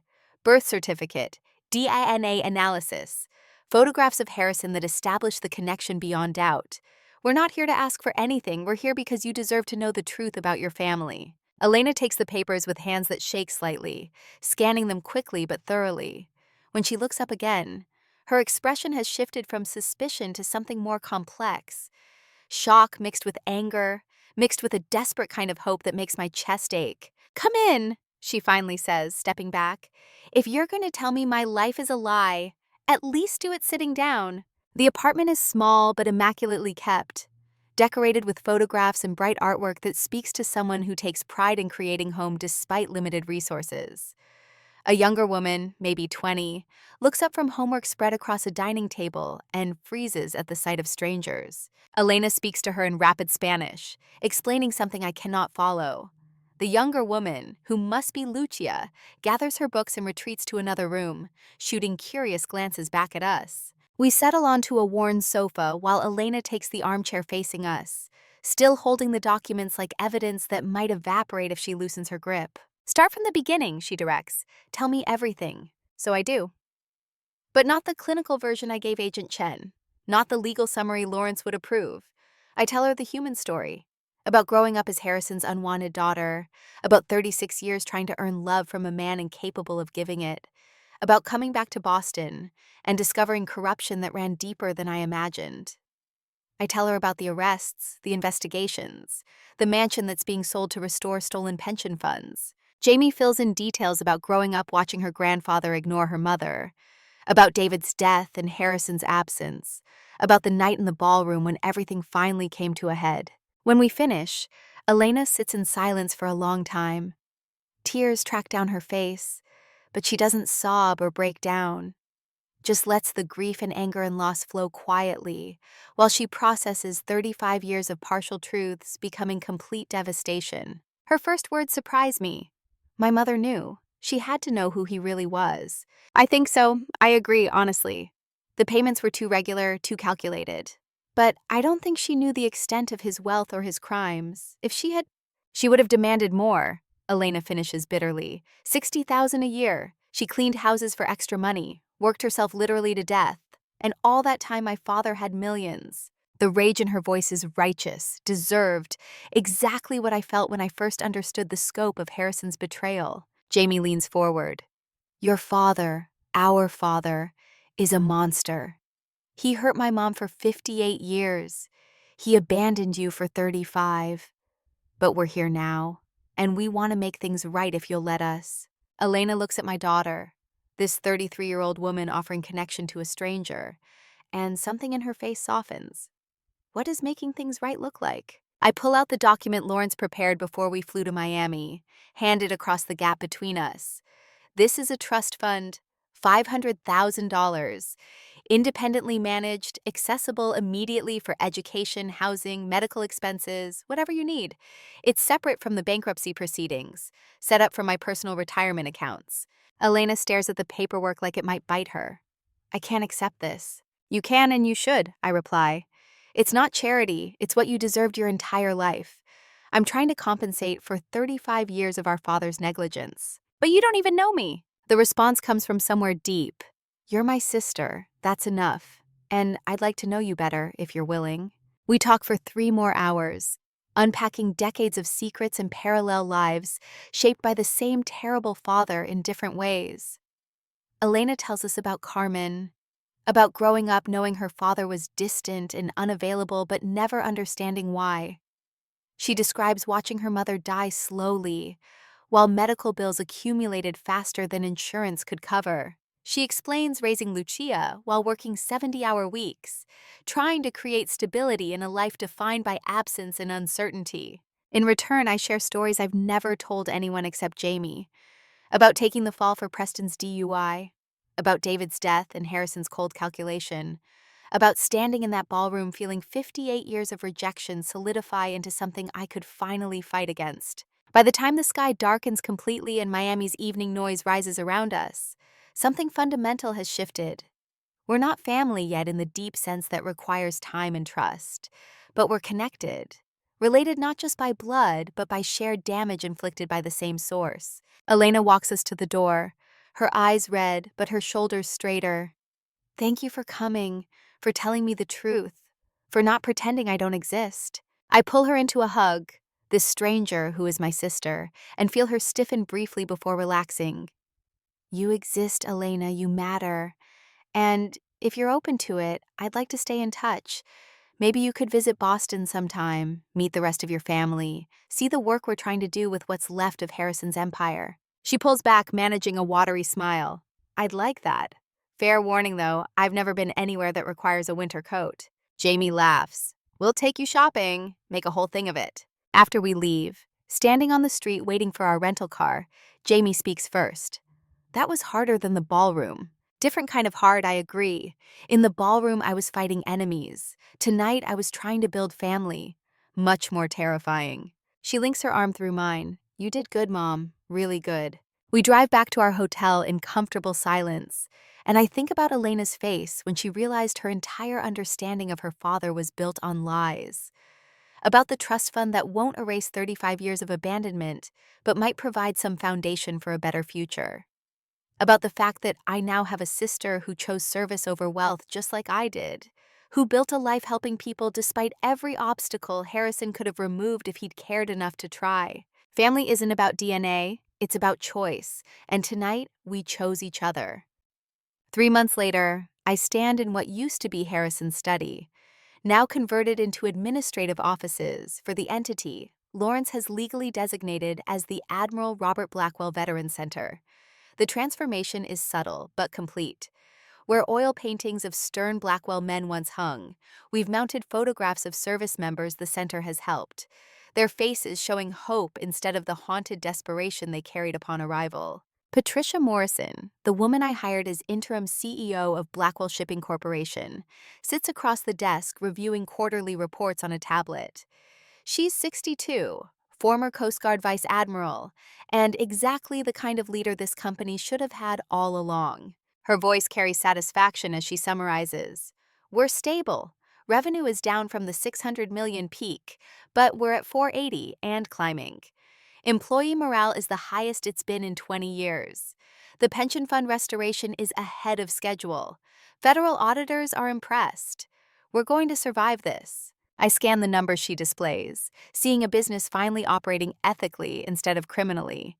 And the tax debt? Payment plan approved by the IRS, Patricia confirms. 38 million paid over 15 years. Steep but manageable given our current trajectory. The bankruptcy court is satisfied we're acting in good faith. From the doorway, Lawrence appears holding additional paperwork. The estate sale is finalized. The mansion and grounds sold for $23 million. Between that and liquidating Harrison's personal assets, we've recovered enough to complete pension restoration with $18 million left over. I'm recommending we use it to endow the Veterans Center permanently, ensure it can operate regardless of future economic conditions. Before I can respond, another voice joins the conversation. Make sure you budget for the expansion. We're going to need more capacity within a year. Elena enters the office wearing business casual instead of EMT uniform, carrying architectural plans under one arm.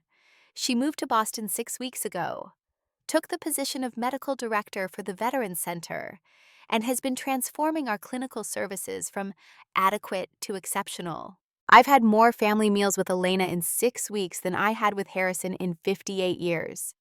She fits into this new version of the Blackwell legacy in ways that feel natural, organic, right. She spreads the plans across the desk. The adjacent property, the one Harrison wanted to develop into luxury condos. I've been working with contractors. We can add 30 residential beds, a full medical wing, and a vocational training center for $8 million.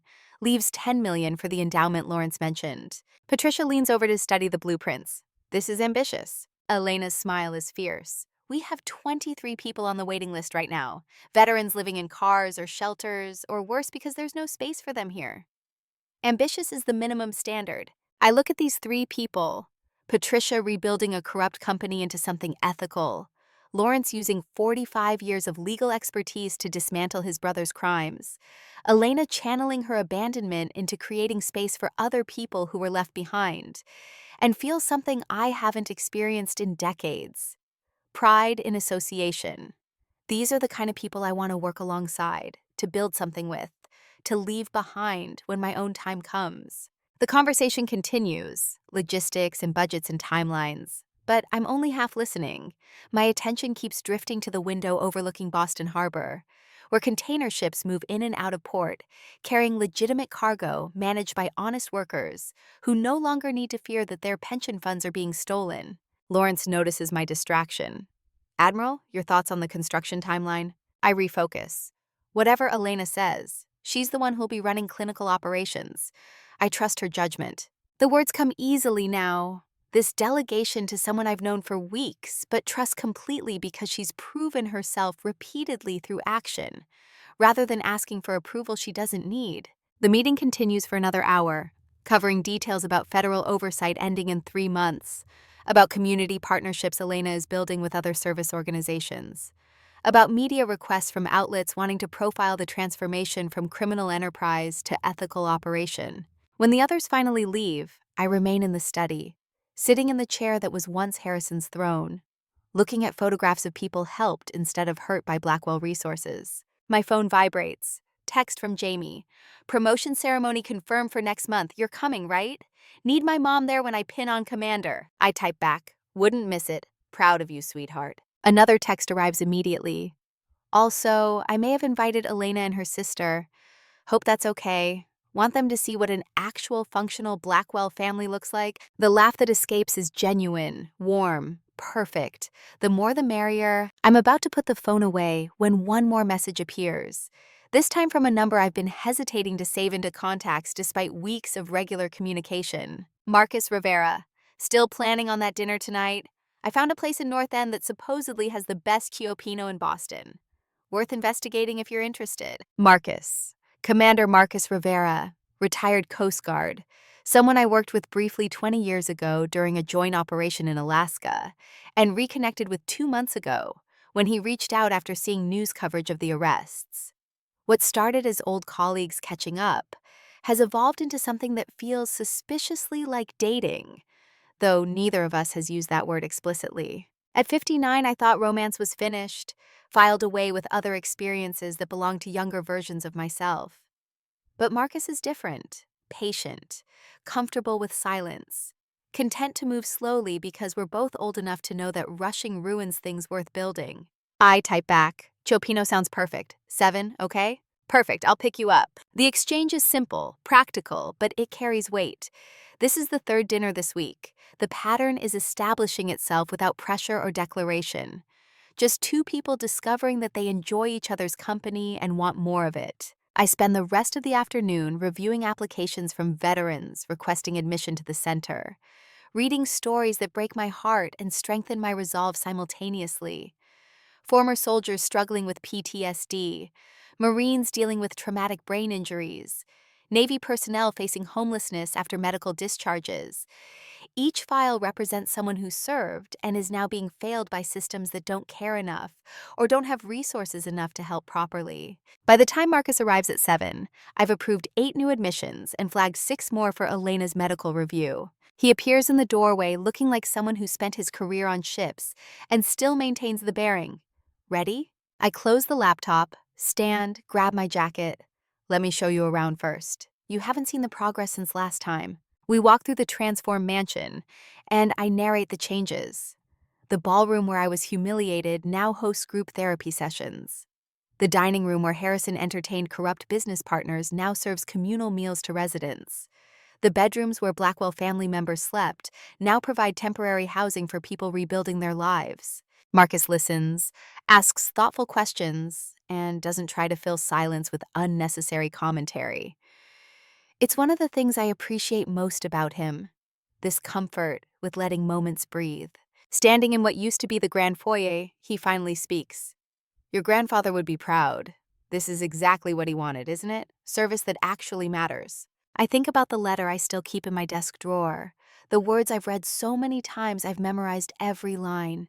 Yes, this is what he meant about being the shepherd instead of the black sheep.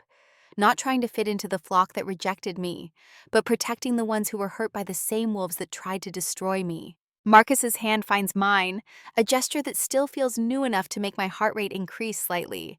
You ready for dinner, or do you need more time here? I'm ready. Let's go eat overpriced fish stew and pretend we're young enough to stay out past 9. His laugh is warm. I make no promises about the timing. Some of us have early morning runs scheduled. We drive into the city, conversation flowing easily between comfortable silences.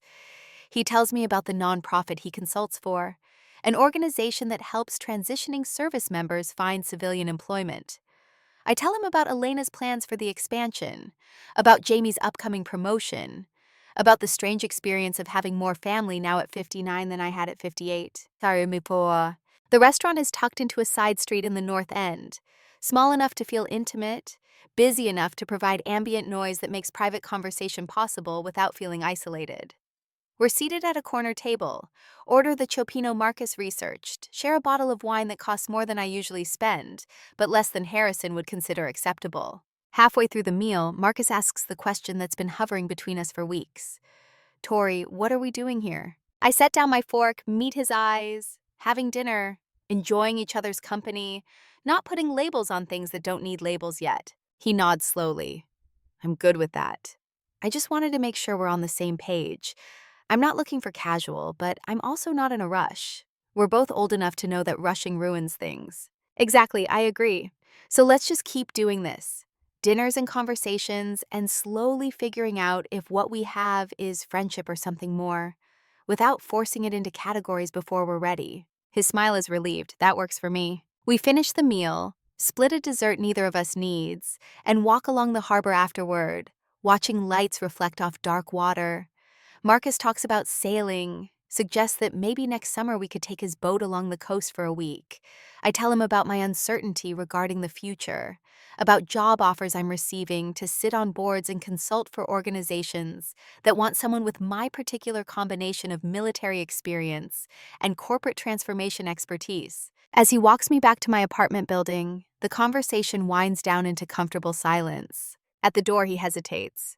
I had a good time tonight. Me too. I respond honestly. Let's do it again soon. He kisses me, gentle and brief and full of promise for future exploration, soon. And Tori? I'm really proud of what you've built. What you're building. It takes a special kind of strength to turn pain into purpose. After he leaves, I stand in my apartment looking at photographs Jamie helped me arrange on the walls. My wedding picture with David, Jamie's commissioning as an ensign, a recent photo of Elena and me at the Veterans Center with a group of residents who just completed the job training program, Marcus and me at dinner last week, caught mid-laugh by the server who offered to take our photo. This is family now. Not the one I was born into, but the one I've chosen and built and earned. At 59, I'm just beginning to understand what my grandfather meant about women my age being dangerous in the best possible way. 6 months after the arrests, I kneel in front of Fleet Admiral Robert Blackwell's grave at Arlington National Cemetery, autumn wind cutting through my jacket, and pull the latest photograph from my pocket. The image shows the Veterans Center at full capacity, 30 residents in the current facility, construction crews breaking ground on the expansion. Elena in the center surrounded by staff and volunteers. Everyone looks purposeful, committed, part of something that matters. I prop it against the white marble. Hey, Grandpa. Wanted to show you the latest progress. The perimeter is secure. The troops are taken care of, mission proceeding ahead of schedule. The words come easier now than they did during that first visit right after the arrests, when everything was uncertain and terrifying and I wasn't sure any of this would work. I traced the letters of his name with cold fingers. Harrison and Preston pled guilty. 20 years federal prison for Harrison, 15 for Preston. They'll be old men when they get out, assuming they survive that long. Margaret is living in Cambridge, working part-time at a library, finally learning what it means to support herself. Elena is family now, the sister I didn't know I needed. I pause, gathering words for what I need to say next. You were right about everything. About me needing 58 years of experience before I was ready for this fight. About age concentrating women instead of diminishing us. About service mattering more than wealth. I understand now why you waited, why you planned so carefully, why you believed I could handle this when the time came. The wind picks up, rattling through trees overhead, and I choose to interpret it as approval. Thank you, I finish, for believing in me when nobody else did, for giving me the tools I needed, for teaching me that leadership is about service, not dominance. I'm trying to honor that lesson every day. I stand, brushing grass and dirt from my jeans, taking one last look at the stone before walking back to where Marcus waits by the car. He drove down with me from Boston, understood without being told that I needed to make this pilgrimage, offered quiet company instead of intrusive questions. "How are you?" he asks as I reach him. "Good," I respond honestly. "Really good. Ready to go back and keep building." We drive north through Virginia and Maryland, talking about everything and nothing, comfortable in the way of people who have decided to be patient with whatever is developing between them. My phone rings as we cross into Delaware. Elena's name appears on the screen. Her voice bubbles with excitement when I answer. "Tori, you need to see the applications we got this week. 43 veterans requesting admission. We're going to fill the expansion before it's even finished." "That's incredible," I respond, meaning it. "Send me the files. I'll review them tonight." Also, Jamie called. She wants to know if we're all coming to her promotion ceremony next month. I think she's nervous about pinning on Commander. Wants her family there. "Of course we're going," I assure her. "I already cleared my calendar. We'll make a whole thing of it. You, me, Lucia, Marcus, if he's available." "I'm available," Marcus confirms from the driver's seat. Elena laughs. "Perfect. Okay, I need to go. Medical staff meeting in 5 minutes. But Tori, thank you for everything, for finding me, for bringing me into this, for giving me a chance to be part of something that matters." After we disconnect, I sit with the gratitude in her voice, letting it settle warm in my chest. Marcus glances over. "You okay?" "Better than okay. At 59, I have more family than I've ever had, doing work that actually matters, with people who choose to be in my life instead of being obligated by blood. That's more than okay. That's victory." We drive in comfortable silence, watching the landscape change as we head north toward Boston, toward the Veterans Center, toward whatever comes next. And I think about my grandfather's words about being the shepherd instead of the black sheep, about how women my age aren't ending but beginning the most dangerous phase of our lives. At 59, I am just getting started. And the next 20 years promise to be the most meaningful of my entire life.